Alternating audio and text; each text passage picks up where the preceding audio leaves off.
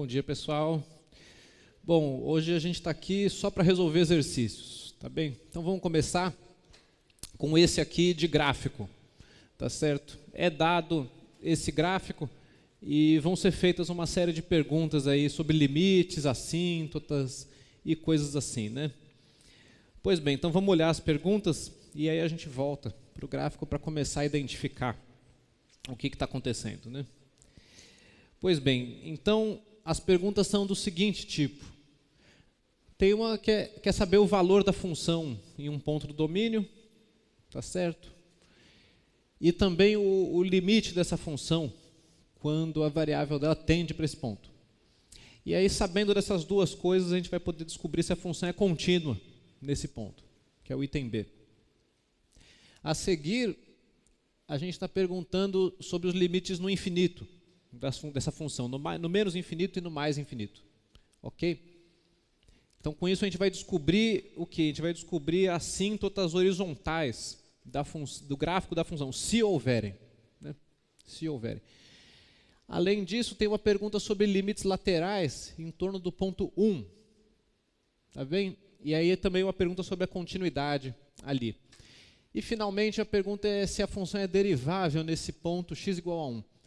Então, olhando aqui, a gente vê que as perguntas são sobre a função perto do x igual a 4, a função perto do x igual a 1 e a função no menos infinito e no mais infinito, né? Vamos voltar para o gráfico e analisar, então, o que está acontecendo, né? Pois bem, então começa estudando em volta do menos 4, né? Então, aqui, em volta do menos 4, a gente pode ver que a função está definida como sendo 2 e que, entretanto, o limite, quando x tende a menos 4, é igual a 1. Certo? Então, vamos já registrar essas informações, que f de menos 4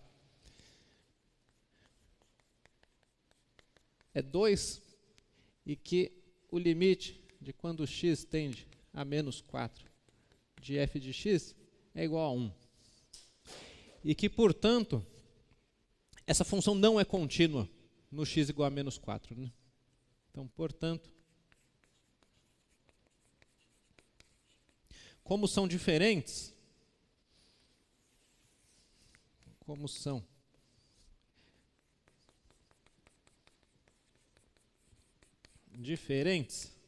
f não é contínua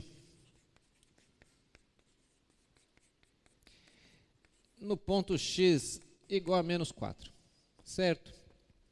Então, a condição para que uma função seja contínua em um ponto é a seguinte. Bom, primeiro o ponto tem que estar no domínio da função e o limite de quando x tende a esse ponto da função tem que dar igual ao valor da função no ponto, né? E isso não está acontecendo nessa figura, né? A gente vê aqui no desenho que o valor está no 2, aqui essa bolinha preta está no 2, e que, entretanto, quando você se aproxima do menos 4, os valores que a função assume estão próximos aqui do 1. Né? A gente consegue enxergar aqui aquelas faixas horizontais e verticais cercando o gráfico da função em volta desse ponto aberto aqui, desse ponto branco. Né? Certo? Então, os itens A e B estão resolvidos, né? O justifique é o que eu escrevi ali embaixo, é que ela não é contínua porque o limite está dando diferente do valor da função. Ok? Então, a gente já pode ir para o item C, que é olhar agora no menos infinito e no mais infinito. Né? Pois bem, então, a gente vê no gráfico o quê? Que no menos infinito a função está indo para o 0, enquanto que no mais infinito ela está indo para 2. Né? É isso que está indicado por essas assíntotas. Né? Uma delas é o eixo x e a outra é a reta horizontal, x igual a 2. Ok? Então, aqui eram os itens A e B. Né? Então, o item C, a gente tem o limite no menos infinito e o limite no mais infinito de f de x. Esse aqui é 0 e esse aqui, se não me engano, é o 2. Isso. Então, no menos infinito está indo para 0 e no mais infinito está indo para 2. Né? É isso que essa figura está indicando. Pois bem, agora a pergunta é em torno do 1, pela direita e pela esquerda. Certo? Então, a gente tem que voltar aqui na figura e eu ver que perto do 1, em volta do x igual a 1, a função está explodindo. Né? A função está indo para menos infinito pela esquerda e para mais infinito pela direita. E vejam como não tem nenhuma bolinha marcada na vertical que passa pelo 1 aqui. E, portanto, essa função nem está definida no x igual a 1. Então, ela não tem nem chance de ser contínua no x igual a 1, tá certo? Então, vamos registrar essas informações aqui. O limite, quando o x vai a 1 pela esquerda, de f de x, é menos infinito. O limite de x indo a 1 pela direita, de f de x, é igual a mais infinito. E f não é contínua. Não é contínua em x igual a 1, pois, bom, em primeiro lugar, o 1 não está no domínio da função. Né? Então, só do ponto não estar no domínio da função, não faz nem sentido falar em continuidade da função nesse ponto aqui. Né? Então, está resolvido, né? Ela não é contínua no x igual a 1. Tá bem? E ela tem, inclusive, uma assíntota vertical no x igual a 1. Né? Vou até escrever isso aqui também, não está sendo perguntado. Esse aqui é o item D, mas uma observação aqui é a seguinte, é que x igual a 1 é assíntota vertical do gráfico da função de y igual a f de x. Certo? Então, o exercício não pergunta isso, mas já dá para ver na figura que isso aqui acontece. Assim como as horizontais, y igual a 0 e y igual a 2, são assíntotas horizontais. Eu posso escrever isso aqui como um comentário complementar também. Né? Uma outra observação é que y igual a 0 e y igual a 2 são assíntotas horizontais do gráfico da função f. Então, isso aqui não está sendo perguntado nessa primeira questão, porém, está dado, né? O desenho te dá isso. Veja como a figura é construída em torno disso, né? E a última pergunta é se a função é derivável no x igual a 1. Justifique. Bom, não. Né? Não. Pela mesma razão de que ela não é contínua. Para começo de conversa, para uma função ser derivável em um ponto, esse ponto tem que estar no domínio da função. E você ainda poderia pensar, bom, e além disso, se a função é derivável num ponto, ela tem que ser contínua nesse ponto. Né? E a gente já sabe que não é contínua. Tá bem? Entretanto, a resposta mais direta aqui é que f não é derivável. Não é derivável no ponto x igual a 1. E, em primeiro lugar, porque esse ponto não está no domínio da função. Né? Pois 1 não pertence ao domínio dela. Então, não precisa nem falar da continuidade, porque não tem continuidade, porque, afinal, o ponto não está no domínio. Né?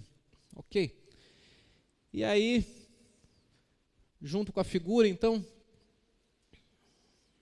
a gente reconhece tudo que eu escrevi aqui no quadro. Né? Tá bom? Tá aí. Alguma pergunta? Eu acho que todas as listas de monitoria, ou quase todas, tinham uma questãozinha com gráfico logo no começo, né? Até por isso que eu quis começar com essa. Ok, agora vamos fazer conta, né? Vamos começar a calcular uns limites. E a gente começa com esse aí, que é um exercício de limites, porém proposto como uma pergunta sobre assíntotas, né? Então, imitando o que eu fiz nesse primeiro exercício, a gente pode resolver esse segundo, calculando os limites da função no menos infinito e no mais infinito, para descobrir se tem assíntotas horizontais e os limites dessa função quando o x, a variável dela, tende pela direita e pela esquerda para pontos que não estão no domínio da função. Certo? Então, essa fórmula aí, mais um exercício agora, é dada essa fórmula, né? F de x, x menos 1, menos 2. Ok? E aí eu quero saber sobre assíntotas. Então, veja só, lembrando das transformações no gráfico, você pode esboçar o gráfico dessa função rapidamente para ter alguma previsão de qual que vai ser a resposta dos limites, né? Então, eu vou começar fazendo isso, aplicando transformações no gráfico, para traçar à mão um esboço do gráfico dessa função. Então, essa função é montada da seguinte maneira, né? Você pega a função 1 sobre x, agora no lugar de x é x menos 1. Então, tem uma translação horizontal acontecendo aqui. Uma unidade para a direita, na função 1 sobre x, na hipérbole 1 sobre x. Então, você pega a hipérbole, joga 1 para a direita, e esse menos 2 está puxando ela 2 para baixo, né? É isso que as transformações no gráfico te dizem. Então, a gente pode traçar o gráfico dessa função a partir do gráfico conhecido, y igual a 1 sobre x, certo? E aí, a gente tem, então, a hipérbole transladada. Uma unidade para a direita e 2 unidades para baixo. E com isso eu fico com a hipérbole aqui, assim. Ok? Então, esse é o gráfico da minha função. Então, eu vou ter uma assíntota vertical no x igual a 1 e uma assíntota horizontal no y igual a menos 2. E os limites vão comprovar isso, certo? Aliás, está até perguntado aqui, né? Esboce o gráfico. Bom, esbocei, né? Agora, vamos fazer as contas dos limites. Quer dizer, quando a função é mais complicada, nem sempre você vai conseguir fazer o gráfico na mão, assim, né? Nesse caso, é uma hipérbole disfarçada, então a gente conseguiu. Então, vamos se perguntar sobre as assíntotas horizontais. Se elas existem, quais são? Então, nesse caso, você precisa calcular sempre o limite no mais infinito e no menos infinito. Tem que calcular os dois, tá bem?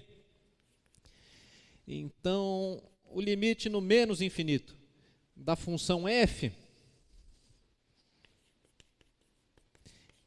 substituindo a fórmula dela, é o limite x menos 1, 1 menos 2, né? Então, veja só, né? A gente tem aqui a constante menos 2, que o limite dá menos 2 mesmo, né? E a gente tem esse 1 sobre x menos 1, que é o que tem que ser analisado. Então, isso daqui é uma função racional, né? Você reconhece ela como sendo uma função racional. E as funções racionais, quando você tem que analisar o comportamento delas no mais e no menos infinito, você emprega aquela fatoração, né, na qual você tira o termo dominante da função racional, né? Então, em cima, aqui, é 1. E embaixo, eu vou tirar um x. Eu vou fatorar x do denominador aqui. Então, esse limite é o limite x indo para menos infinito, fica x, 1 menos 1 sobre x, e em cima, no numerador, é simplesmente 1, e o menos 2, eu já vou até tirar do limite, porque o limite é menos 2 mesmo, tá bem? E aí, com isso, tem que lembrar... Bom, então, nessa situação de função racional, no menos infinito ou no mais infinito, são duas coisas. A primeira é fatorar o termo dominante, e a segunda é lembrar que esses termos da forma 1 sobre x quadrado, 1 sobre x cubo, etc., eles vão a zero, quando x é próximo do menos infinito ou próximo do mais infinito. Próximo, entre aspas, né? Então, esse aqui vai a zero. Portanto, o que está no parênteses aqui vai a 1. E, portanto, isso aqui tudo, quem está mandando na história é o x, né? Então, a gente tem aqui esse 1 sobre x. Certo? Então, eu vou até dar mais um passo aqui. Isso aqui é limite x indo para menos infinito de 1 sobre x. É 1 sobre x vezes algo que está indo para 1. Então, eu já estou substituindo essa parte que vai para 1. Menos 2, né? Esse aqui, menos 2. E, bom, esse aqui então dá menos 2, né? Esse aqui é igual a zero, né? Igual a zero. Então, esse limite dá menos 2. De acordo com o que o gráfico nos mostra, né? E o cálculo para o mais infinito, ele é praticamente idêntico, né? Você só precisa trocar o menos infinito por mais infinito. Então, eu não vou escrever de novo. Eu vou só comentar que, por analogia, né? Analogamente, a menos de trocar o menos infinito pelo mais infinito, o limite de f, quando o x vai para mais infinito, também é menos 2. E, portanto, a horizontal y igual a menos 2 é assíntota horizontal. Então, a gente reconheceu aí a assíntota horizontal. E a vertical, que o gráfico mostra que tem uma no x igual a 1, você tem que calcular os limites para x indo para 1, né, por um lado ou por outro. Então, vamos ver aqui as assíntotas verticais, se é que existem, né? Então, a gente calcula o limite de x indo... Eu vou começar pela esquerda, da função f, f, x indo para 1 pela esquerda, x menos 1, aqui menos 2. Pois bem, então aqui tem que fazer uma análise de sinal, né? Quer dizer, aqui a gente reconhece que 1 sobre x menos 1 é uma coisa que está na forma 1 sobre... Bom, quando o x vai a 1, 1 sobre 0, né? Entre aspas. Essa forma aqui. E, portanto, isso aí vai dar mais ou menos infinito, dependendo do sinal dessa fórmula, né? Quer dizer, se o x menos 1 estiver indo para 0 por valores positivos, 1 sobre ele vai estar indo para mais infinito. Enquanto que se ele estiver indo para 0 por valores negativos, isso aí vai dar menos infinito, né? E, nesse caso, está indo para valores negativos. Então, essa fórmula está indo para 1 sobre 0 menos, né? Então, antes de continuar com a conta, vamos fazer a análise de sinal.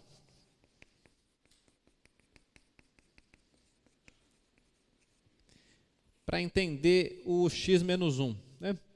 Então, x menos 1, a gente tem aqui a reta x igual a menos 1, e x menos 1, o gráfico é assim, né? De modo que ele é negativo à esquerda e positivo à direita do menos 1. Né? Quer dizer, x menos 1 é menor que 0 quando x é menor do que 1, e x menos 1 é maior que 0 quando x é maior do que 1. E, portanto, o x a menos 1 está indo para 0 por baixo, quando o x vai a 0 pela esquerda. Né? Então, portanto, o limite de x a menos 1, quando x tende a 1, menos a 0 menos. Né? E daqui segue que o limite de x indo para 1 pela esquerda de 1 sobre x a menos 1 é igual, então, a menos infinito. Né? Pelos teoremas aí das aulas sobre isso. Né? A gente viu um teorema que enunciava isso direitinho. Então, esse pedaço aqui está indo para menos infinito, e aí um desses teoremas ali também diz que isso menos 2 também vai para menos infinito. Bom, a conclusão é que o limite x indo para 1 menos da f é menos infinito. Tá bom? E isso já é o suficiente para que a x igual a 1 seja uma assíntota vertical. Você não precisa calcular pelos dois lados. Basta um dos dois ser infinito que você vai ter uma assíntota vertical, tá certo? Poderia até ser que pelo outro lado a função não explodisse, tá bom?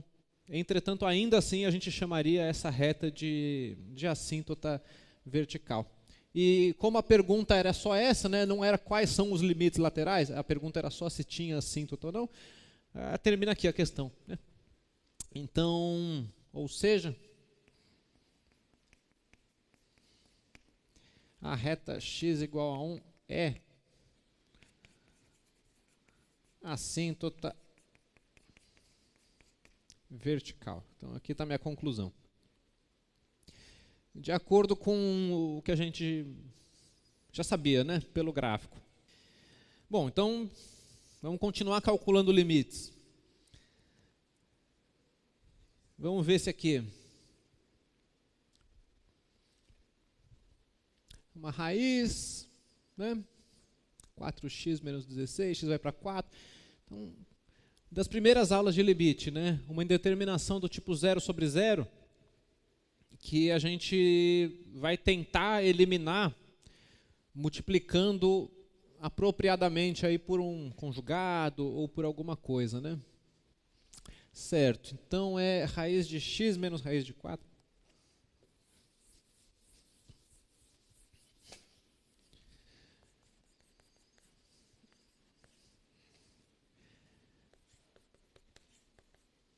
Tem um 4x menos 16 aqui, para fingir que está te atrapalhando, né? A gente vai tirar o 4 aqui. Enfim, vamos ver o que acontece na conta.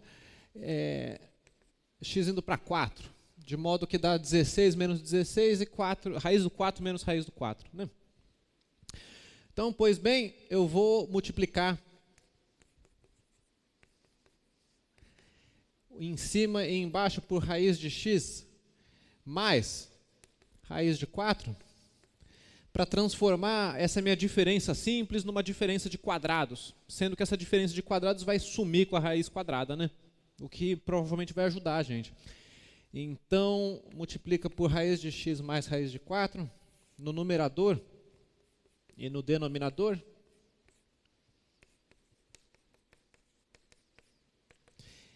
E aí, usa a identidade. A nossa identidade favorita, né? Que é o quadrado desse menos o quadrado desse. Então, fica x menos 4 dividido por 4x menos 16 raiz de x mais raiz de 4.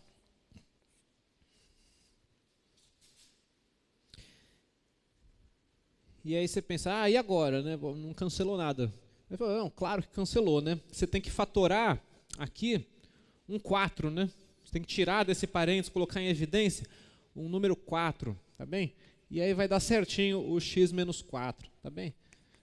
Então aqui é x indo para 4.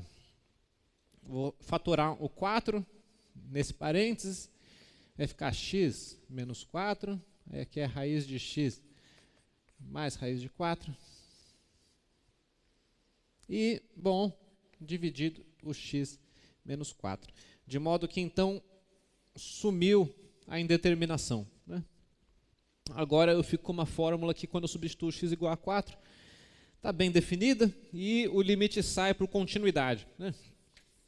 Então, a conclusão aí é que esse limite está dando 4, que multiplica raiz de 4 mais raiz de 4, tudo dividindo 1, que é o que resta em cima. E, portanto, é 4, 2 mais 2, 1, 1 sobre 16, né?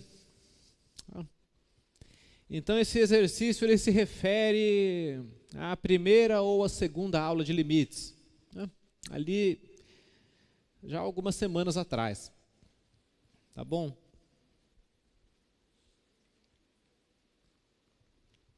Ok. Então, vamos passar para o segundo agora. O segundo é um seno de x a menos 1 dividido por x quadrado menos 3x mais 2. A primeira coisa é ver se isso é uma indeterminação, né? Quando você substitui x igual a 1, em cima dá seno de 0. Seno de 0 é 0. E embaixo vai dar 1 mais 2 menos 3, também dá 0. Então, sim, é uma indeterminação. Então, vamos trabalhar nela para conseguir descobrir o que está acontecendo com esse limite, né? Então, é o limite x indo a 1. Eu tenho um seno de x menos 1. E embaixo, x quadrado menos 3x mais 2. Então, vamos deixar tudo bem claro aqui, né? Então, primeira observação. Seno de 1 menos 1 é seno de 0, que é 0. Segunda observação. 1 ao quadrado menos 3 vezes 1 mais 2 é 0. Então, de fato, isso aqui é uma indeterminação do tipo 0 sobre 0. Ok. Agora, veja só, vamos fatorar o denominador. Eu sei que 1 é raiz, então eu posso fatorar essa raiz e escrever o meu denominador como x menos 1 multiplicado por alguma coisa. E que coisa é essa? Bom, está dado aqui, né? Você tira por soma e produto. Tá bem? Então, deixa eu fazer essa observação aqui. A gente fatora o denominador. Então, isso ainda é uma das observações, tá certo? Quer dizer, x quadrado menos 3x mais 2, 3x mais 2, nada mais é do que x menos 1, x menos 2. E isso aqui eu obtive por soma e produto. Quer dizer, né, eu tenho que o 2 é o produto das raízes x1 e x2. Tá certo? Sendo x1 igual a 1 e x2 igual a 2. Então, a fatoração fica assim. E aí, voltando lá para o limite, vai aparecer, então, o limite trigonométrico fundamental, né? Porque vai ficar seno de x menos 1 dividido por x a menos 1. Então, agora acabou as observações, a gente volta para o limite e escreve isso como seno de x menos 1 dividido por x menos 1, x menos 2. Então, bom, seno de x menos 1 sobre x menos 1 vai dar 1. E 1 sobre x menos 2 vai dar 1 sobre menos 1, que é menos 1. Então, esse limite dá menos 1. Então, vamos escrever bonitinho isso. Aqui é x indo para 1. Eu vou colocar o produto aqui, né? Deixar ele dando uma ênfase no produto. A gente tem esse primeiro fator, E o segundo fator é x menos 2, 1. Tá bom? E aí vamos tratar separadamente cada um desses dois. Então aqui eu vou colocar de novo uma estrelinha, a gente vai continuar com essa conta daqui a pouco. Eu vou fazer separadamente o limite de x indo a 1 do seno de x menos 1 sobre x menos 1, que vai dar o limite de u indo para 0, seno de u sobre u, que é igual a 1, desde que você faça a troca de variável u igual a x a menos 1, tá bom? Sendo que ao fazer essa troca de variável, quando x vai a 1, u vai a 0. Né? Então, nessa troca de variável, u vai a 0 quando x vai a 1. Então, troca de variável, né? X menos 1 vira u, x menos 1 vira u. E a tendência em x se transforma em uma tendência em u. E esse daqui é o trigonométrico fundamental, né? Esse daqui é o limite trigonométrico fundamental. Então, deu 1.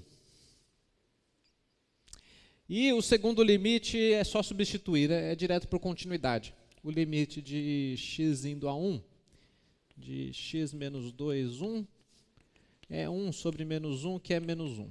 Tá bom? Certo, então a conclusão é que o meu limite em questão aí está dando 1 vezes menos 1. Então dá menos 1. Pronto. Então aí veio uma mistura aí nesse exercício de fatorar um polinômio de grau 2, cuja uma raiz era conhecida, não precisou usar Bhaskara, saiu por soma e produto, porque eu já conhecia uma raiz, e o limite trigonométrico fundamental, né? As duas coisas se misturaram aí nesse exercício. Junto, é claro, com as propriedades de sempre, de continuidade, etc. Né? Tá bom? Alguma pergunta? Beleza. E agora? Uma função racional no infinito, já sabemos fazer. Né? É para isso que a gente dá nomes para as famílias das funções, né? Para você poder olhar para elas e tratar elas sistematicamente. Né? Então, assim, função racional no infinito, eu sei o que fazer. É isso. Então eu vou copiar os coeficientes, tal, mas vejam que não depende muito disso. Né? Vamos analisar com calma aqui. É uma cúbica dividido por uma cúbica, né? Então, aqui é o item C. 7x3 menos 12x2 mais 3x menos 2 dividido por 6x3 menos 5x mais 12. E eu estou colocando o x para mais infinito, tá bem? Limite de x indo para mais infinito. Tá bem? Então, bom, se vocês praticaram bastante, só de olhar para esse negócio, você vê o seguinte. Expoente 3, mais infinito, vai dar 7/6. Né? Mas tem que escrever tudo, tem que escrever os passos, tá certo? Então, na prova é importante que vocês coloquem esses passos aqui da dedução desse limite, tá bom? Então, como é que funciona? Eu vou colocar em evidência o x³ do numerador e o x³ do denominador. Vamos ver como é que fica. A gente coloca o x³ em evidência. Aí aqui dá 7. E aqui vai dar várias coisas que vão para 0. Né? 12 sobre x, mais 3 sobre x², menos 2 sobre x³. E aqui, x³, 6, menos 5 sobre x, mais 12 sobre x quadrado. Não, perdão, sobre x cubo, né? Aqui é só 12 mesmo. E aí é isso, né? 0, vai a 0, vai a 0, esse vai a 0, esse vai a 0. Então, o parênteses do denominador está indo para 6, enquanto que o parênteses do numerador está indo para 7. Né? É 7 menos 0 mais 0 menos 0, 6 menos 0 mais 0.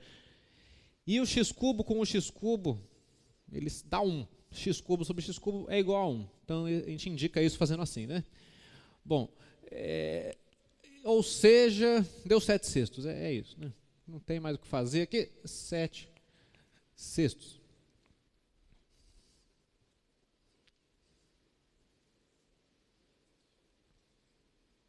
Então, o que decide a situação é os graus e os coeficientes de maior grau. E se é no mais infinito e no menos infinito. Eu vou insistir um pouco nesse tipo de função. Eu vou fazer algumas variações aqui, tá bem? Então, saindo um pouco dos exercícios propostos, lá vamos fazer umas variações sobre isso, para lembrar como é que funciona quando você tem expoentes diferentes, por exemplo, né? Vamos mexer um pouco nisso. Então, vamos fazer um exercício C1, por exemplo.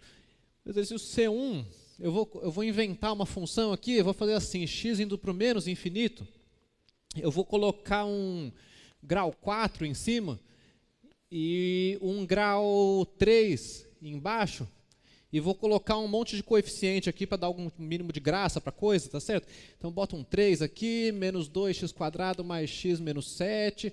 Aqui a gente pode colocar 2x4 mais 3x³ menos 2x mais 1. Pronto. Então, vamos analisar esse limite aí. Então, novamente, uma função racional, um limite no infinito. A gente fatora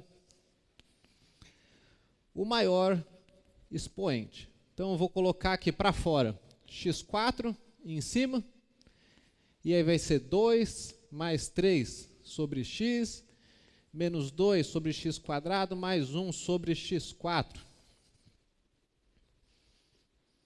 E aqui embaixo, eu vou colocar o x3, e que fica 3 menos 2 sobre x, mais 1 sobre x2, menos 7 sobre x3. De modo que, no menos infinito, 0, 0, 0, 0, 0 e 0. Então, fica 2 e 3 aqui. E agora, a diferença entre os dois exemplos é que aqui é um x4 sobre x3, né? Então, na hora que você cancela, sobra x no numerador, né? Sobra um x no numerador. Então, muito bem. Esse aqui vai embora com esse e fica só x, né? Talvez a maneira mais bonitinha de escrever isso assim seja assim, né? Cortou tudo, mas aí sobra um x aqui, certo? Então, no final das contas, o limite, eu vou até fazer mais uma linha nesse caso, a gente está ficando com um limite de x multiplicado por 2/3. No menos infinito, isso vai dar menos infinito, né? Então, menos infinito. Certo? Então, tomem cuidado com o sinal dos coeficientes dominantes aqui, tá certo? Porque se fosse menos 2/3, aí ia ser mais infinito, né? Então, o que tem que tomar cuidado aqui é com esse... É um erro muito comum esquecer do sinal, ou do 2 ou do 3 aqui, né? Quer dizer, vamos fazer um exercício C1 estrela. Vou colocar menos aqui, ó. Aí vem um menos aqui, aí vem um menos aqui, e aí vem um mais aqui, tá certo? Então, cuidado com esses sinais dos coeficientes, né? Ok? Então, funciona assim, né? E se fosse um de grau maior, embaixo, no denominador? Vamos inventar mais um. para lembrar como é que funcionam essas funções, né? Então vamos fazer um C2 aqui. O C2, eu vou colocar um grau 3 em cima e um grau 5 embaixo, tá bem? E aí eu jogo os coeficientes aqui. Esse aqui vamos colocar menos então, para ver o que acontece, né? Mais 2x3 mais x mais 1, menos x2, menos 3x mais 4. E vamos jogar o x para menos infinito de novo, que seja. Tá bom? Então, está aqui um novo exercício de limite. Então, o que vocês acham que vai acontecer nesse caso, né? Vai dar zero, né? Dá zero. Então, para mostrar que dá zero, você faz o mesmo truque. Tira o x3 e vai tirar o x5. O x3 está multiplicado por menos 1, menos 1 sobre x, menos 3 sobre x quadrado, mais 4 sobre x cubo. Enquanto que o x5 está multiplicado por 2 sobre x quadrado, para ficar 5 menos 2, 3, né? 1 sobre x4, mais 1 sobre x5. E aí, novamente, você tem vários termos que vão a zero. Só que aqui o cancelamento do 3 com 5 te dá um expoente x quadrado, né? Embaixo, né? E aí você fica então com o limite de x indo para menos infinito de 1 sobre x quadrado, que multiplica menos 1 sobre 2.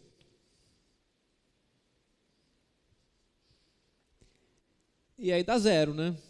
1 sobre x quadrado, x vai para menos infinito, ele vai a zero. Então isso aqui vai ser 0 vezes menos meio, e portanto, esse dá zero. Tá bom? Então, não se complique com funções racionais no infinito, né? No mais e no menos infinito é sempre um procedimento padrão, tá certo?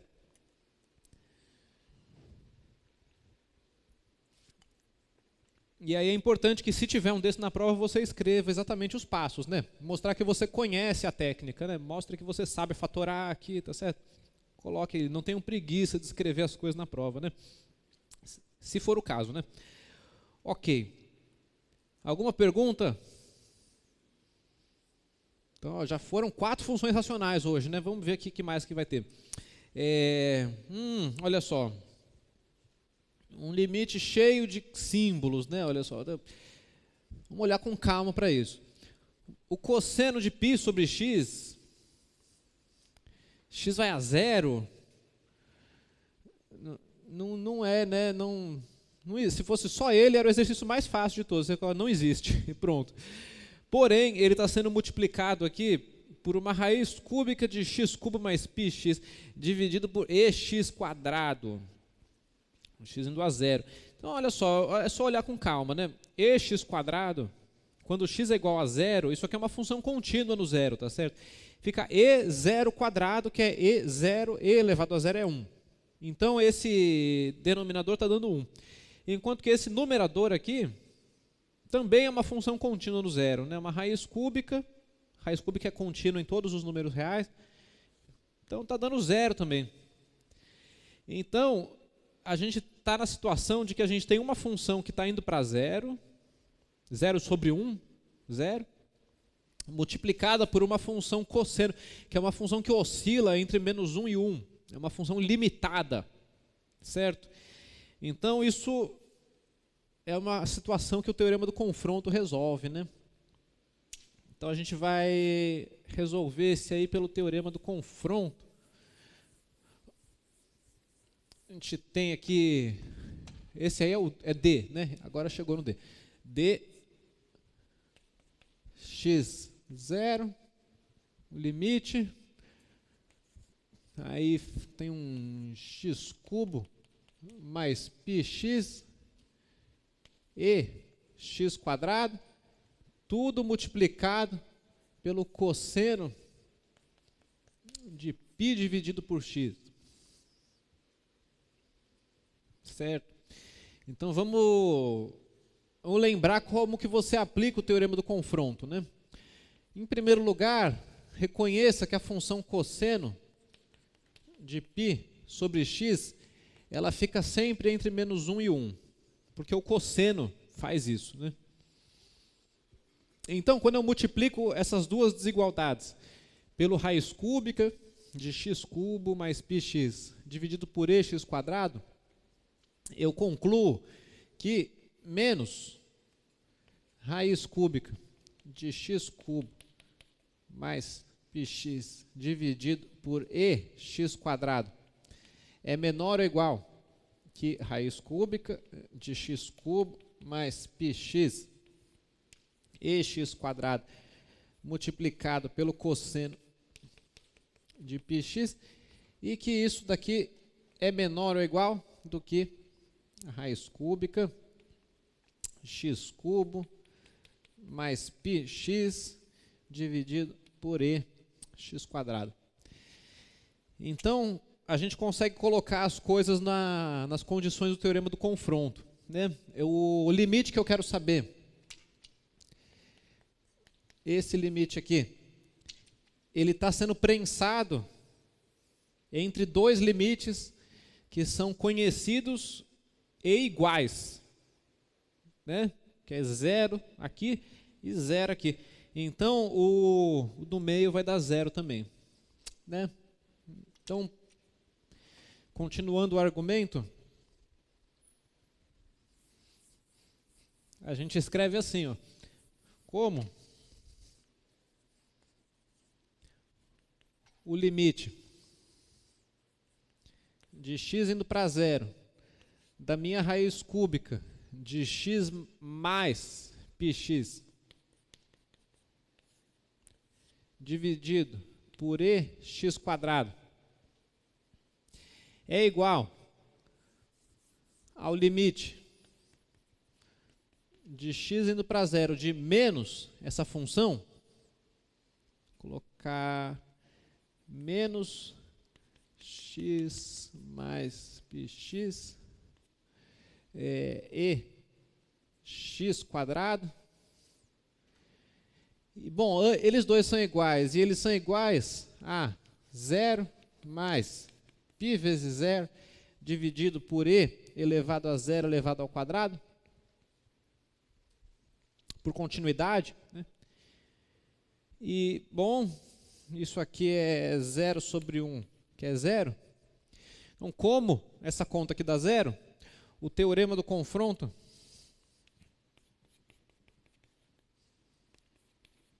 ou do sanduíche,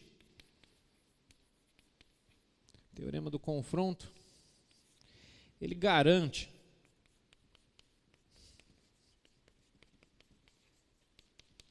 que o limite que eu quero saber é 0. Ok? Então, fazendo quer dizer, como que seria o gráfico dessa função aí, né? Então, teria que saber o gráfico de raiz cúbica de x mais πx. Aliás, x², né? Não, x³ dentro do cubo, né? Ali está certo, né? x³, aqui que faltou o expoente, né? x³, então aqui é 0 ao cubo, continua dando 0, tudo bem. Então, bom, teria que saber o gráfico dessa raiz cúbica. Enfim, é só uma caricatura, né? A gente tem o gráfico dela e o gráfico de menos ela, indo para 0, né? E oscilando entre esses dois, que, bom, isso aqui é só uma caricatura, né? Não estou falando que o gráfico é assim, mas a gente sabe que vai a 0. E aí, oscilando aqui, fica essa função cosseno de π sobre x, né? Certo? Encostando aqui nas linhas amarelas de vez em quando, né? E aqui preenchendo tua malha aí, né? Tua figura, tá bom? Então, teorema do sanduíche, né? Tem um gráfico por cima, um gráfico por baixo, o recheio vai junto, tá bem? Então, tá bom. Então, esse é uma aplicação de teorema, é um pouco diferente, né? Não é só uma conta que você faz uma conta e lembra de... Quer dizer, sempre são aplicações de teoremas, né? Mas esse é um que a gente precisa destacar. Aí. Tinha um exemplo que generalizava isso, né?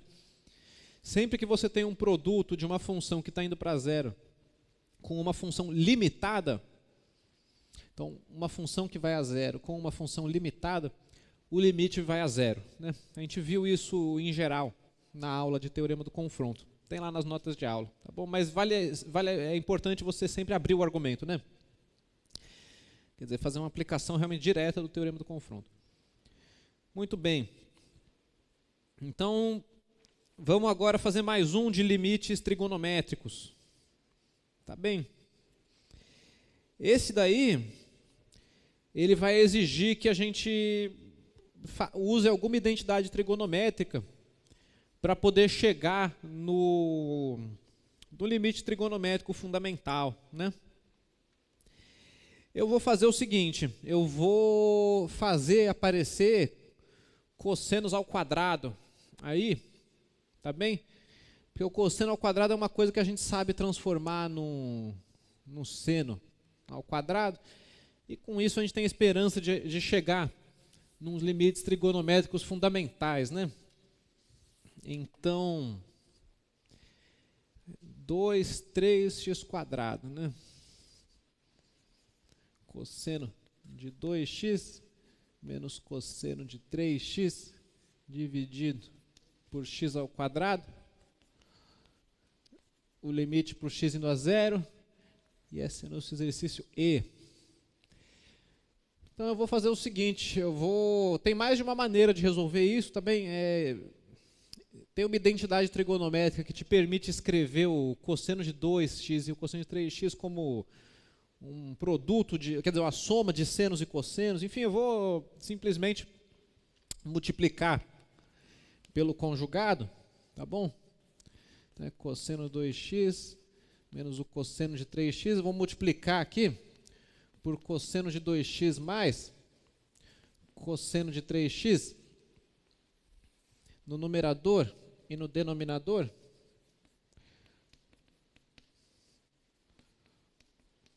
Ok?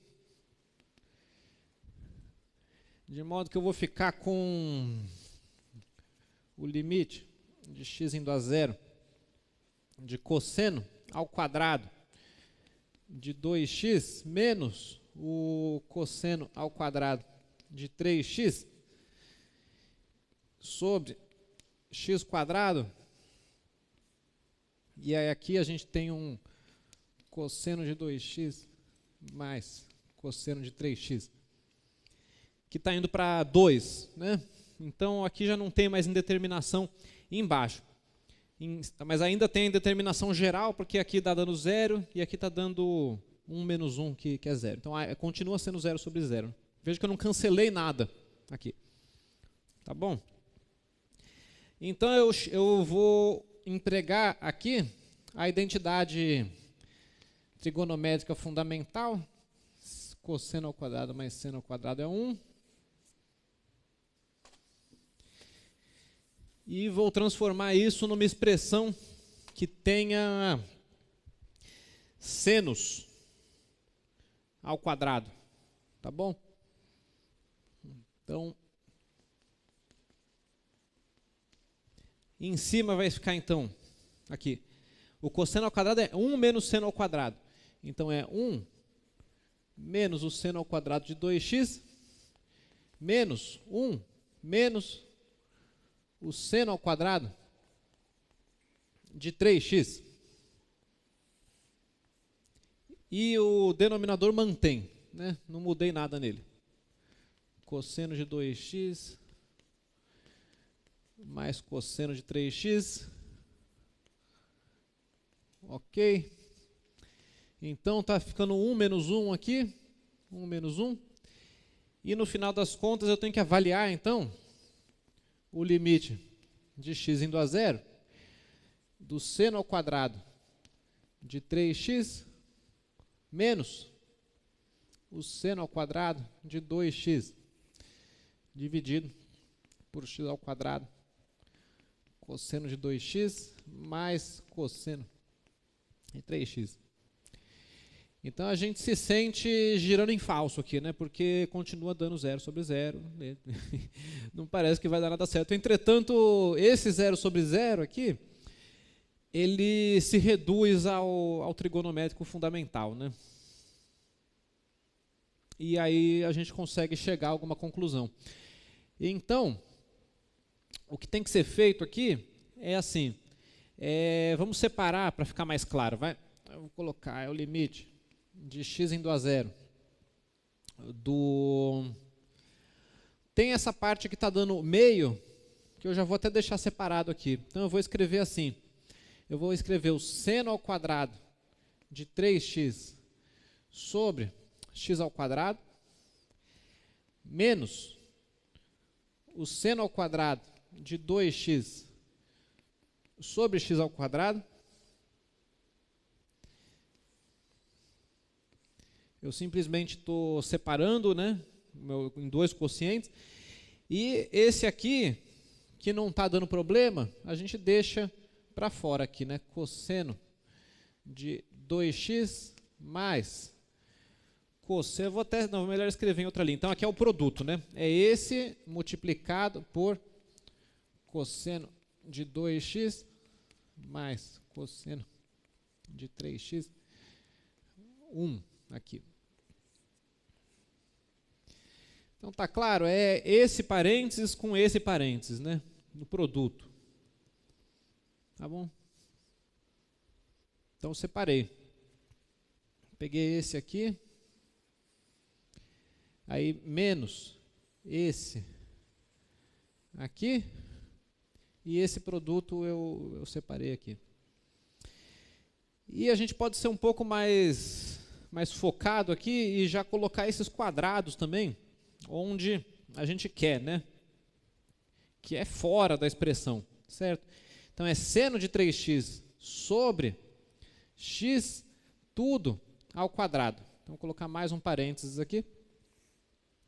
E aqui os quadrados estão para fora do parênteses, tá vendo?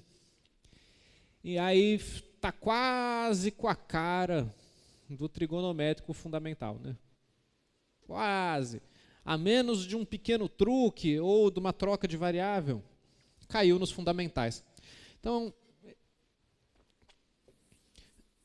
eu vou parar de carregar essa expressão inteira e vamos avaliar os pedacinhos dela, tá bom? Então, temos, né?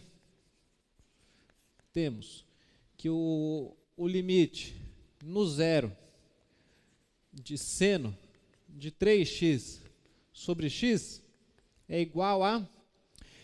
Então, vamos fazer primeiro usando a substituição de variável. O segundo, eu posso indicar uma outra maneira de fazer.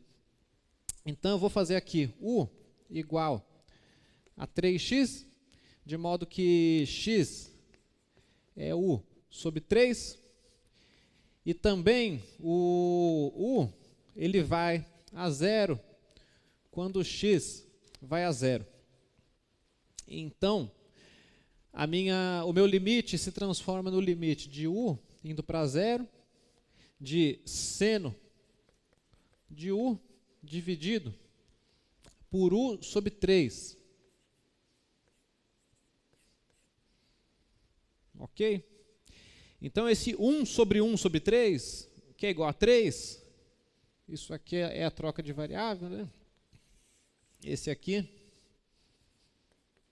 fica igual a 3 vezes o limite fundamental. Seno de u sobre u indo a zero. Então, está dando 3 vezes 1, 3. Então, esse aqui é o fundamental, né? Fundamental. Então, a gente trabalhou com exemplos assim, na lista de exercício tinha também, né? Expressões dessa forma aqui.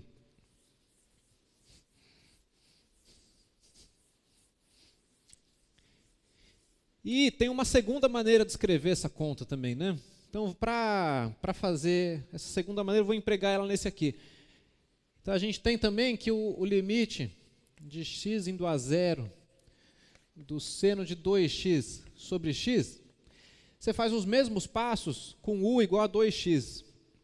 Mas, quer dizer, pelo menos alguém numa sexta-feira aí me falou um outro jeito de fazer isso. Como que era? Quem foi? Não. E aí?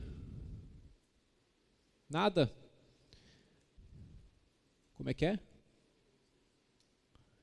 Pois é, se você faz isso aqui, como é que você está me falando para fazer? 2 por 2, é isso?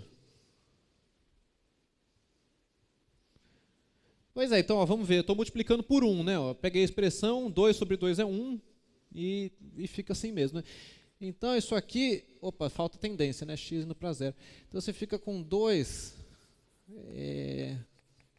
limite de seno de 2x dividido por 2x, né? Quando x vai a zero.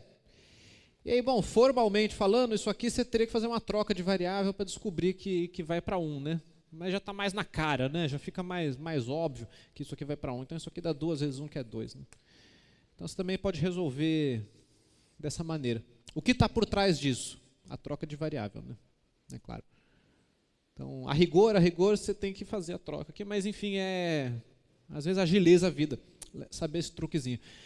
Então, voltando ao original, tem mais um que nós temos, né? Então, temos também o seguinte, temos que o limite de x indo a zero do cosseno de 2x mais o cosseno de 3x dividindo 1, 1 sobre 1 mais 1, que é meio. Né? Que é cosseno de 0, 1 mais 1, 2, então deu meio. E aí, voltando para o que interessa,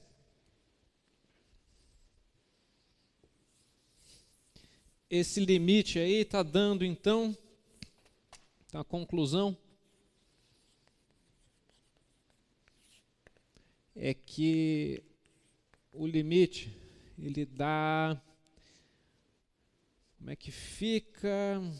3 ao quadrado menos 2 ao quadrado multiplicado por meio. 3 ao quadrado menos 2 ao quadrado multiplicado por meio. Então, deu, no final das contas, deu 9 menos 4 dividido por 2. E a gente fica, então, com 5 meios. Né? Tá aí. Então, é uma revisão de identidade trigonométrica, um pouco de fatoração de quocientes também, né? A gente teve que manipular um quociente. Isso é uma coisa que costuma gerar dificuldades, né? Essa questão de abrir o quociente, fatorar um pedacinho aqui, outro ali. E, finalmente, de limite trigonométrico fundamental, né? Uma revisão de todas essas coisas aí. E tem uma outra maneira de fazer, mas eu já gastei muito tempo com ele. Né? Você pode, esse tipo de expressão, cosseno de A vezes x menos cosseno de B vezes x, sempre pode ser transformado numa combinação de seno de A mais B sobre 2x, umas coisas assim. Né? Não vou entrar em detalhes sobre isso, mas você pode usar outras identidades trigonométricas para chegar na resposta também. Né?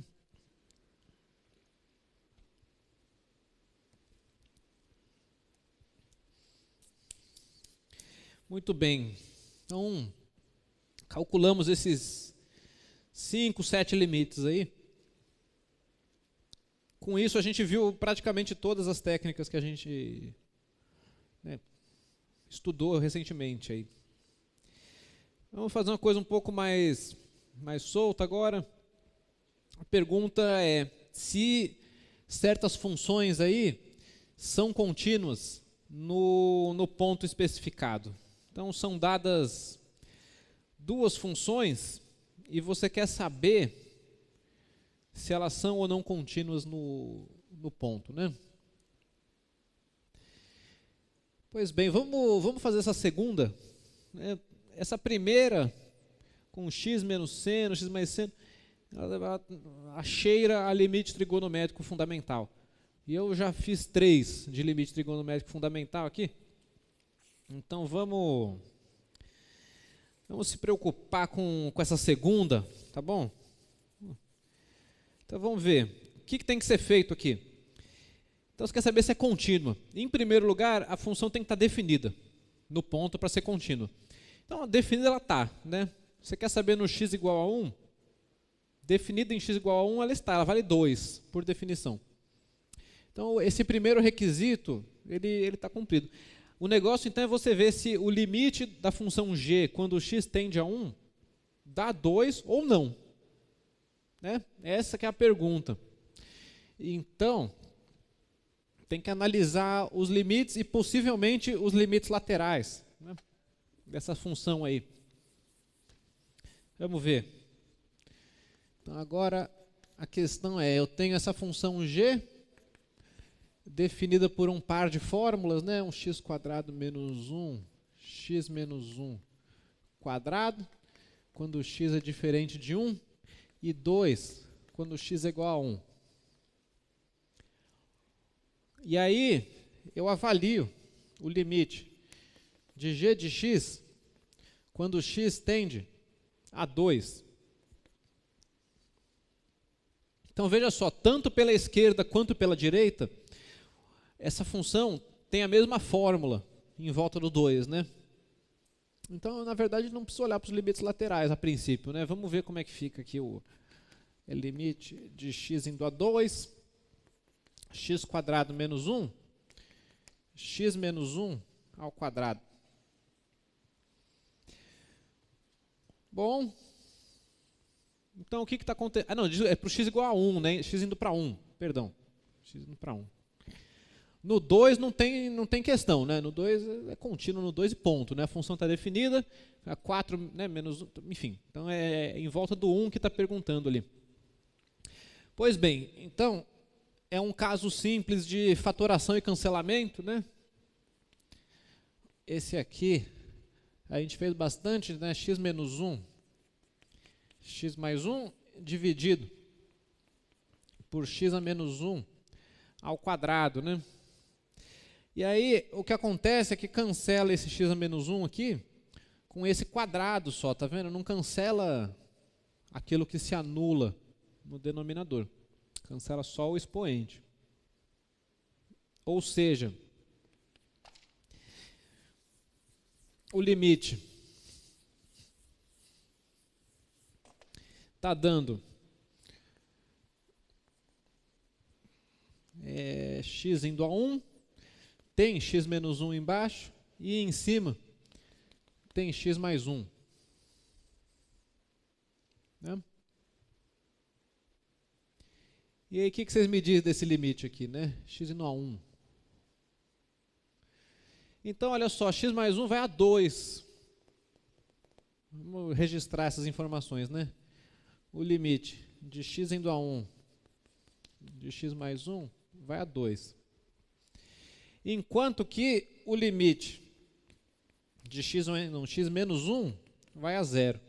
Então, a gente tem uma coisa do tipo 2 sobre 0, entre aspas, né? E aí, a situação então é que, apesar de, originalmente a gente não teria que se preocupar com limites laterais aqui, né? Porém, o que acontece é que o limite de x indo para 1, ele vai dar mais ou menos infinito, dependendo de você ir para o 1 pela direita ou pela esquerda.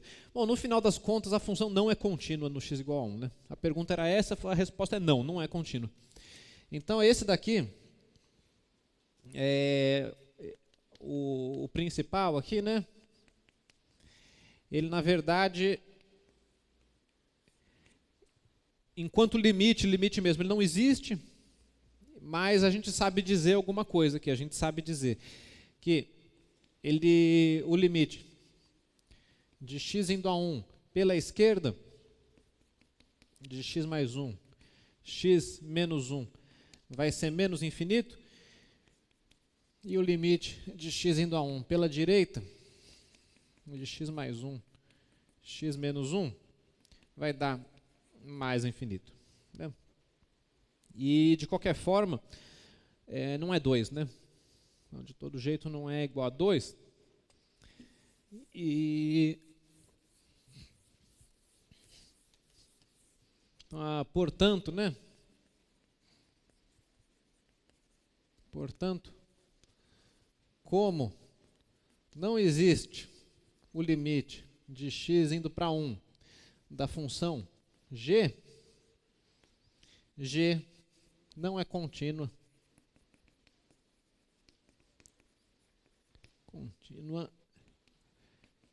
em x igual a 2. Opa, x igual a 1. X igual a 1. Tá? Para não perder o costume, vamos dar uma olhada no gráfico, né? Tá certo? Vamos sempre fazer essa verificação gráfica. Dar uma conferida nesse gráfico aí. Então, eu vou escrever a função como ela foi dada mesmo, né? Antes de eu fazer o cancelamento, é x² menos 1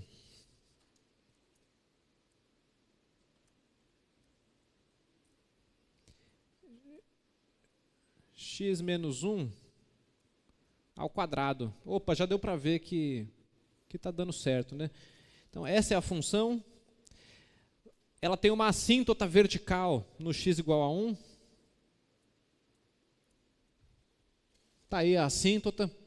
E ela foi definida como 2 no 1. Então, a gente pode marcar o ponto 1, 2 aqui também. 1, 2. Opa. 1, 2. Bom, então, não é contínua, né? Olhando um pouco mais de longe aqui, a gente tem esse comportamento aqui, né? De hipérbole disfarçada, né? Tá certo? Quer dizer, feito o cancelamento, se você olhar para a função x mais 1 dividido por x menos 1, isso de fato é uma hipérbole transladada e deformada. Aí, tá certo? Que tem uma assíntota vertical no x igual a 1, de acordo com os limites que a gente calculou. E o valor dessa função no 1 não torna ela contínua no x igual a 1, né? Tá? Então, o gráfico está de acordo com as nossas conclusões aí. Pois bem, alguma pergunta? Certo. Agora, então, vamos fazer uma coisa mais ali das primeiras aulas. Vamos voltar um mês atrás e vamos descobrir uma fórmula para a função inversa, para essa função aí. Não é um limite dessa vez, né? Agora é determinar a fórmula da inversa. Olha só, então, é uma função racional de grau 1, dividido por grau 1, né? Uma função f 3x menos 1 sobre 2x mais 5. Eu quero saber isso daqui, né? Qual que é a fórmula da inversa, certo? Então é aquele jogo, né? Você escolhe uma letra aqui, y, digamos, e faz y igual a 3x menos 1 sobre 2x mais 5. E daqui, você resolve a equação e me fala quem que é x em função de y. É um exercício de resolver uma equação, então. Então a gente resolve, né? Multiplica por 2x mais 5 dos dois lados. Fica 2x mais 5y igual a 3x menos 1. Bom, vamos distribuir aqui o 2x mais 5. Vai ser 2xy mais 5y igual a 3x menos 1.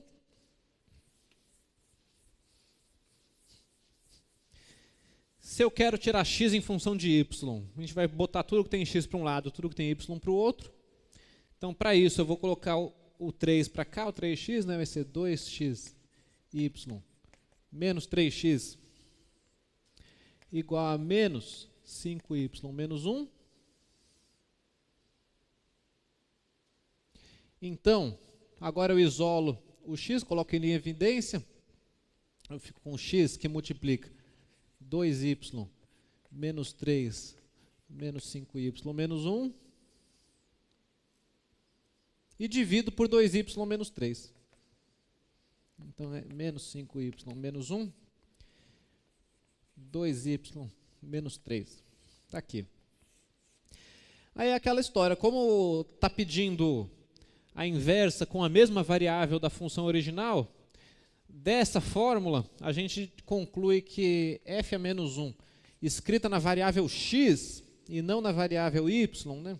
Na verdade é menos 5y menos 1 dividido por 2y menos 3. Tá bem? Então é um exercício de resolver equação, né? Calcular a inversa é sempre resolver uma equaçãozinha. Menos 5 menos 1, 2, tá certo. Então, vocês aprenderam uma maneira de verificar que isso está certo, né? Essa questão é aquela que se você erra, você sai, né, daqui sabendo que você errou, tá certo? Então, você pode verificar. Eu não vou fazer aqui por conta do tempo, tá bom? Mas você pode verificar que a composta f, bola, f a menos 1 de x dá x, né?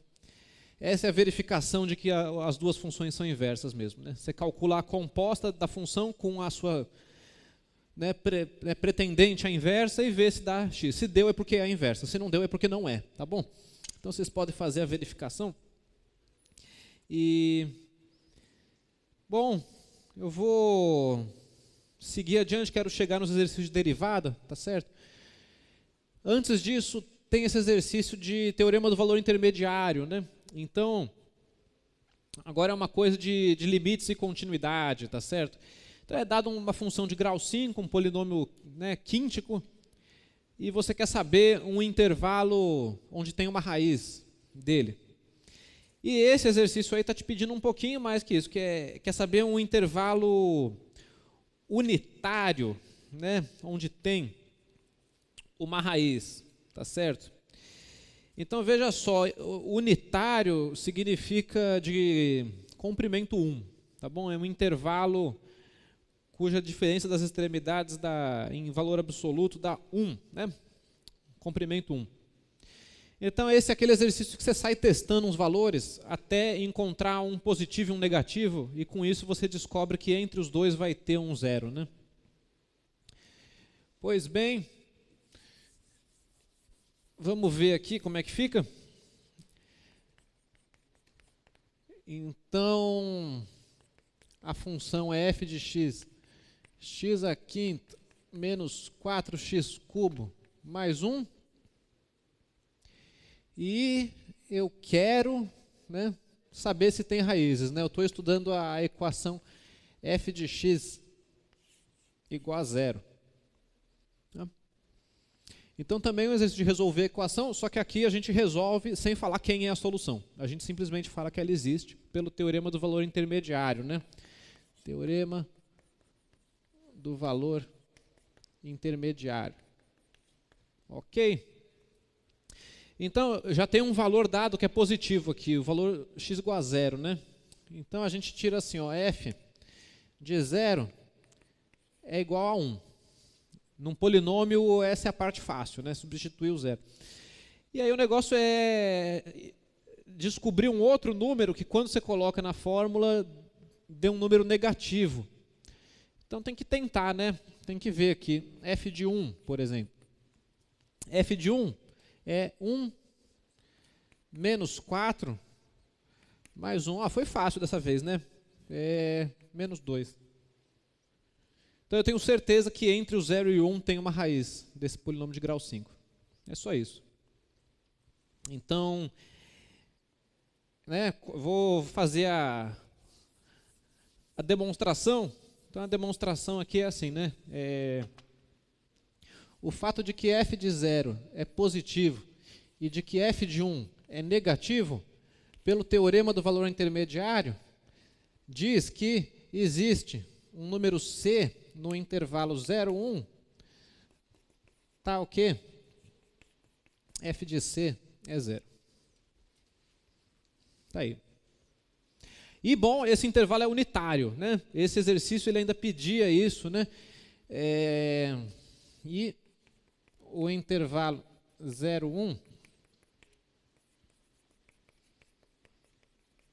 é unitário. Então, tá dentro do que foi pedido, né? Ok. E aí, o exercício ainda te pergunta um outro intervalo unitário com uma raiz também. Então, para descobrir um outro intervalo, você tem que continuar tentando encontrar as extremidades desse intervalo, né? E as extremidades têm que ser de modo que a função seja de sinais opostos, né, nas extremidades. Então, a gente tenta, né? Vamos ver agora f de menos 1. Então, isso aqui resolve o item A, né? O item A está aqui. Vamos fazer o B. Então, para fazer o B, eu vejo aqui f de menos 1, por exemplo. Está dando menos 1, mais 4, mais 1, deu 4. Então, não adianta, né? Entre o menos 1 e o 0, talvez a função seja sempre positiva. Não achei o 0. Vamos tentar no 2. Será que no vizinho do 1 aqui a gente não encontra o que eu quero? Então, é 2 à quinta, menos 4 vezes 2 ao cubo, mais 1. Então, esse aqui está me dando 32 menos. Está com uma cara boa, hein? É 4 vezes 8 mais 1. Olha só, deu 1. Né?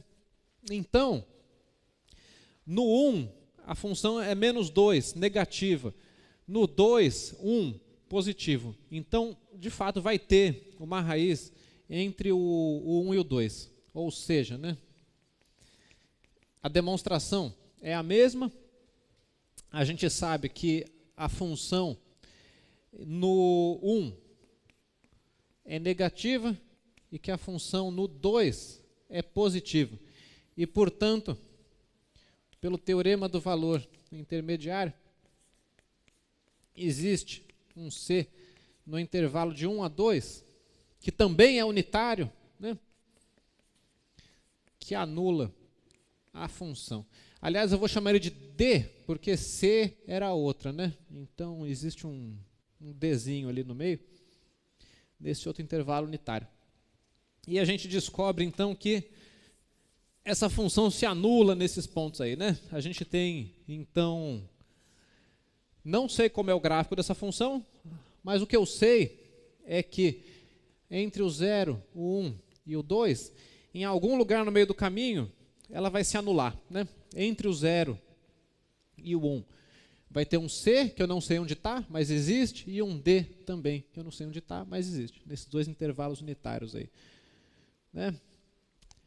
Porque, bom, no 0, a função valia 1, era positivo, e no 1, ela vale menos 2, que é negativo. Então, o gráfico, seja lá o que ele faça, ele tem que passar por aqui, né? Enquanto que aqui, novamente, no 2, ela volta a ser 1, né? E aqui, sei lá o que acontece, mas o gráfico tem que passar por aqui, né?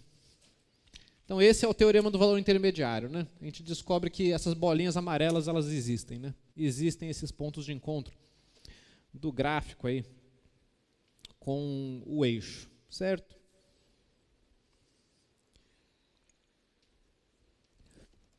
Pois bem, então vamos fazer a de derivada agora, né? Nesses últimos 10, 15 minutos, vamos resolver os exercícios de derivada, tá bom? E vamos começar com o seguinte, né? Com cálculos de derivada, tá certo? Então veja só, está falando calcule a derivada dessas funções aí. E todas essas funções que estão aí são funções que a gente viu as regras de derivação delas, né? Então, é só uma questão de substituição de fórmulas aqui. E essas fórmulas têm que ser conhecidas, tá bom? Vocês têm que vir para a prova sabendo as derivadas das funções básicas que eu deduzi aqui, que eu mostrei aqui, tá bem? Então, veja só, se tivesse escrito calcule pela definição a derivada, era outra história. Você teria que montar o limite, avaliar o limite e descobrir a derivada. Do jeito que está escrito aí, a gente, né, tem a permissão aqui de simplesmente calcular da maneira mais rápida, né? Ok, então vamos derivar umas funções agora. Exercício de derivada.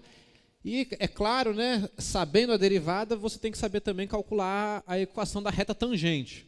Então, eu embuti isso no exercício aí para a gente poder treinar essa parte. Vamos lá. Item A é um polinômio. F de x, x ao cubo, menos 1, mais x. É 2x cubo, né? 2x ao cubo, menos 1, mais x. Então, que tal, né? A derivada dela é o quê? 2 vezes 3 vezes x elevado a 3 menos 1. Certo? Estou escrevendo aqui realmente, ó, desce o expoente e fica o novo expoente é o original menos 1. Menos 0, derivada da constante é 0. Mais 1 vezes x elevado a 0, que normalmente a gente nem escreve. 1 vezes 1, tá certo? Ou seja, a derivada dessa função, f, é 6x ao quadrado mais 1. Pronto. Bom, já que a gente está aqui, por que não calcular mais derivadas? Vamos sair um pouco do exercício e vamos calcular a segunda derivada dessa função. Então, bom, a segunda derivada dessa função, já fazendo um pouco mais rápido, 12x. Né? Desce o 2, então o 12 é 2 vezes 6, e a gente tem um mais 0 aqui, que é a derivada, digamos assim, derivada da função constante igual a 1, né? Tá bom? E claro, eu estou usando que a derivada da soma é a soma das derivadas e que constantes multiplicando a função saem da derivada também, né? Isso é importante também. Então deu 12. De modo que a terceira derivada dessa função é 12. Que é quem? É 12 vezes 1 vezes x elevado a 1 menos 1. Né? É o 12, o expoente era 1, o novo expoente é 0 e, portanto, fica assim. E aí a quarta derivada. Quarta derivada de x, 0. Né? A derivada da constante. Tá bem? Então, se porventura essa função aí, ela te desse a posição de uma partícula, por exemplo, né? Então, se de repente isso aqui fosse a posição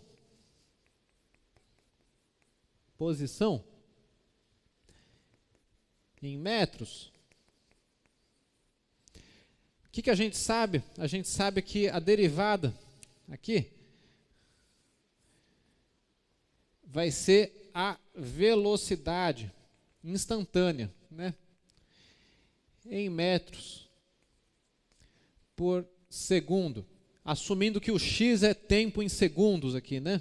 Então, se a gente colocar x, tempo em segundos, tá bom? E que a segunda derivada, por sua vez, a derivada aqui, f duas linhas 12x, é então a aceleração, né? Aceleração em metros por segundo ao quadrado, né? E a terceira derivada é a taxa de variação da aceleração. Se tem nome, se não tem, sei lá, é a taxa de variação da aceleração, né? Bom, então é isso, se a função fosse aquela função massa, né? A massa da extremidade até o x, a derivada é a densidade num ponto, né? Tá certo? Que é massa por espaço, né? Massa por comprimento. A segunda derivada é a taxa de variação da densidade em cada ponto, né? Teria que ver o nome disso. Enfim, é só lembrando o significado físico dessas quantidades aqui. Tá bem, mas vamos calcular a reta tangente, né? Aí, a reta tangente, você usa a derivada, né? Tá bem? Então, para o cálculo da reta tangente, bom, primeiro tem que saber reta tangente a qual ponto, né? Então tem que olhar no exercício aqui, reta tangente ao gráfico em x igual a 1. Então a gente quer saber no x igual a 1. Em x igual a 1, tá bom? Então eu tenho que saber para isso o valor da função no 1, né? Quer dizer, eu tenho que saber a coordenada y do ponto. Como é que funciona a equação da reta tangente? Você descobre a equação conhecendo um ponto da reta, que é o ponto x igual a 1 e f de 1. E a gente sabe o coeficiente angular, que é a derivada calculada no 1. Né? Então, f de 1 é 2, menos 1 mais 1 é 2. E o coeficiente angular, a f' de 1, ela é aquela fórmula lá, né? 6 mais 1, 7. Então, a minha reta tangente, a equação dela, ela vai sair do seguinte: y menos 2, x menos 1, né? Então, é y menos a coordenada y do ponto conhecido, x menos a coordenada x do ponto conhecido, igual ao coeficiente angular, 7. Tá aí. Então, a gente costuma escrever nessa forma e também na forma de gráfico, né? A forma de gráfico é, daqui você tira, então, y menos 2 igual a 7 vezes x menos 1. E concluindo no cantinho aqui, fica então y igual a 7x menos 7 mais 2. E a equação da reta tangente, né, é 7x menos 5. Aqui está. Bom, todas elas são igualmente equações da reta tangente, né, mas eu estava pensando nessa daqui, nessa última. Ok. Então, essa é o cálculo da reta tangente. E agora vamos derivar as outras funções, que vai ter que saber derivar funções um pouco mais complicadas, né? Então vamos ver o item B ali. Seno com uma raiz cúbica. Tá? Como é que é U? G de U. Então a função G de U, seno de U, mais raiz cúbica de U. Para que você aplique as regras de derivação, você deve escrever as funções do jeito mais parecido com a tabela possível, né? Bom, o seno não tem o que fazer, é seno, né? Agora, o raiz cúbica, ele é o quê? U elevado a 1/3, né? De modo, então, que a derivada de U é quem? É a derivada do seno mais a derivada de U elevado a 1/3. Eu estou usando aqui a notação linha, né? Não a notação de Leibniz. Pode ser pela notação de Leibniz também, sem problema. Aqui eu estou usando a linha só. Então, a gente sabe que a derivada do seno é cosseno. E a gente sabe também que essa derivada de U, 1/3, nada mais é do que 1/3 vezes U elevado a 1/3 menos 1, o novo expoente, né? Pois bem, 1/3 menos 1, na dúvida, faz no papel, né? Para não errar, que é 1 menos 3 sobre 3, menos 2 sobre 3. Então, o novo expoente, ele é U elevado a menos 2/3. E aí está aí a derivada da minha função g, né? Derivada de g é o cosseno de U mais U elevado a menos 2/3 dividido por 3. Então, a gente pode ainda dar uma trabalhada nessa fórmula, né? E escrever U elevado a menos 2/3 como 1 sobre U elevado a 2/3, e U elevado a 2/3 nada mais é que a raiz cúbica de U ao quadrado. Então, você ainda pode escrever em radicais aí, né, como 3 vezes u ao quadrado na raiz cúbica. Então essa é a minha derivada da função g. E para concluir, tem mais uma aí, né? Uma função, agora a variável é t, v de t, exponencial, ln, 1 sobre t à quinta. Então, só o que tem para mexer aqui é nesse 1 sobre t à quinta, para não se confundir, né? 1 sobre t à quinta, opa, é t elevado a menos 5, tá bem? E aí, bom, só para não passar batido, vou usar a notação de Leibniz, então. A derivada dv dt vai ser d dt de et menos d dt de ln de t mais d dt de t à quinta. Né? Derivada da soma é a soma das derivadas. Nesse caso, não tem nenhuma constante multiplicando essas funções básicas aí, né? Menos 5, o expoente. Então, a derivada da exponencial é ela mesma. A derivada do logaritmo é 1 sobre a variável, 1 sobre t. E a derivada de t a menos 5 é menos 5 t elevado a menos 5 menos 1. Então, t menos 6, né? Então, está quase pronto. Aí a gente agora escreve como et menos 1 sobre t menos 5 t a menos 6. E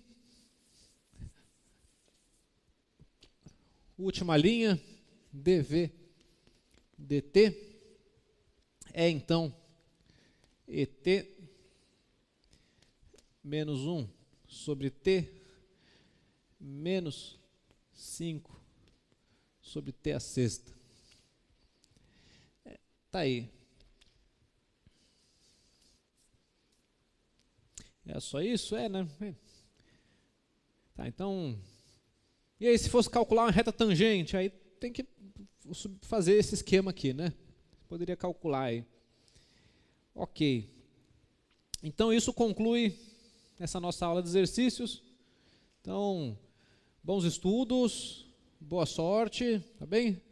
Se preparem direitinho e venham sexta bem afiadas aí para tirar 10, tá certo? Aliás, 10 não, porque a prova vale 9, né? Então, tirar 9, que é a nota máxima. Tá bom? Boa sorte. Então, estamos aí na sexta. Obrigado. Até lá.